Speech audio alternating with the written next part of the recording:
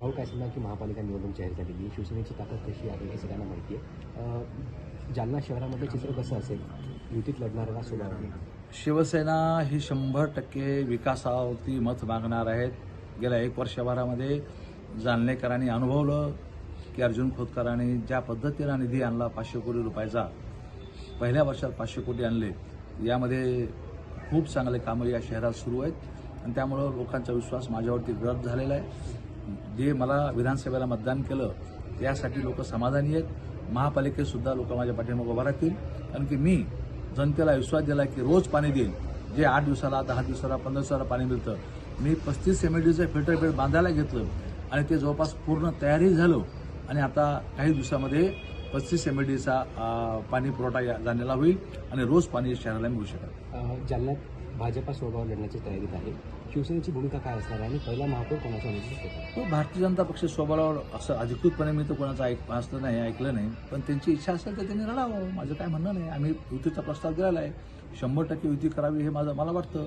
आणि मला वाटतं म्हणण्यापेक्षा मला नेत्याने मला सांगितलं, माननीय शिंदे साहेबांनी सांगितलं, माननीय बावनकुळे साहेबांनी सांगितलं, माननीय मुख्यमंत्री महोदयांनी सांगितलं आणि मुख्यमंत्री महोदयाचा आदेश त्यांना मान्य करायचा नसेल तर मग ते ठीक आहे, मुख्यमंत्र्यापेक्षा मोठे झाले ते लोक.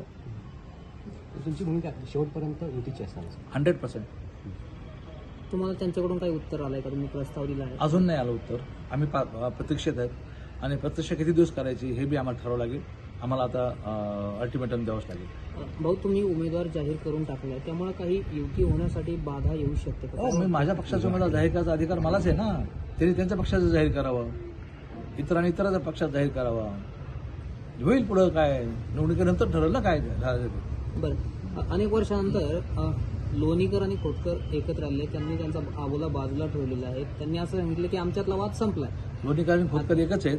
लोणीकर आणि दानवे एकत्र आले, तुम्ही लोणीकर आणि खोतकर म्हणले तर काय ह्याचा आनंद आहे ना मला. कोणी एकत्र येत असेल तर आनंदाची गोष्ट आहे. त्याच पद्धतीने दोन बरं. आता जालन्यात कैलास गोरंट्याल आणि अर्जुन खोतकर येणार काय एकत्र दिसतील? काय ते काळ ठरवेल, भविष्य काळ ठरवेल. मला काय आहे आणि आमचं काय वय थोडीच आहे, दुश्मनी थोडीच आहे आमची. जे काय ते राजकीय आहे. आणि आता युतीमध्ये आल्यानंतर काय वय काय ठेवायचं कोणाशी, आणि जगायचे किती दिवस, कोणाशी वाईट पाणी ठेवून करायचं काय. माझ्या मनात तर काय नाही, माझ्या मनामध्ये कटुता नाही. काय असं ते त्यांच्या मनातच, त्यांच्या स्वभावाप्रमाणे. आमच्या मनात काही पुढं नाही. तुम्ही प्रयत्न करणार का दोन मित्र एकत्र येण्यासाठी? प्रयत्न दोन्ही बाजूने पाहिजे ना, एका बाजूने प्रयत्न करून काय फायदा. त्यांनी प्रयत्न करावा असं वाटतं? हां, होईल. काल त्याच्यावर औषधी काल करील. बरं, युती झाल्यानंतर आता समन्वय साधून काम करणार का तुम्ही दोघे? हे सर्व होईल ना मग पुढे युती झाल्यानंतर. युती नाही झाली तर मग काय, जर तरवर आहे सर्व. आम्ही तयार आहोत.